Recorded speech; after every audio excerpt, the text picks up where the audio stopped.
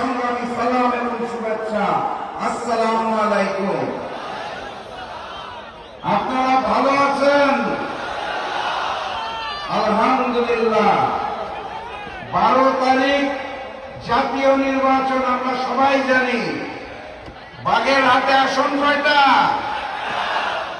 এই 4টা আসনে দাঁড়িপাল্লাকে বিজয়ী করে আমরা আগামী দিনের প্রধানমন্ত্রী ডাক্তার শফিকুর রহমানকে উপহার দেব ইনশাআল্লাহ। এক হালি গোল হবে। কার বিরুদ্ধে? ওই নতুন জালেমদের বিরুদ্ধে। আর সেদিন আরো একটা ভোট আছে।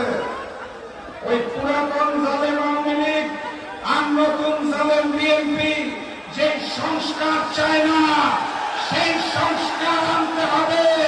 গণভোটে হাতে জয়যুক্ত করতে হবে। সংগ্রামী সাথী এবং বন্ধুগণ, ওই প্রতিপক্ষ লন্ডন থেকে আসা নতুন মুফতি নতুন নতুন কাজের অফার দেয়, নতুন করে মুলা ঝুলায়। নতুন বাংলাদেশের তরুণ সম্প্রদায় এখন আর আগের মতো মুলা খায় না।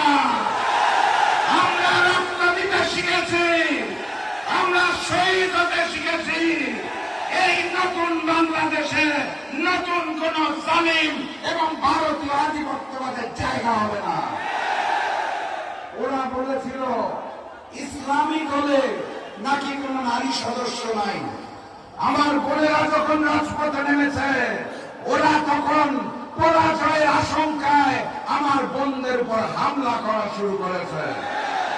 আমার ভাইদের বলে যেতে চাই, শরীরের শেষ রক্তবিন্দু থাকা পর্যন্ত আমার বোনের ইজ্জত নিয়ে কেউ যাতে খেলতে না পারে।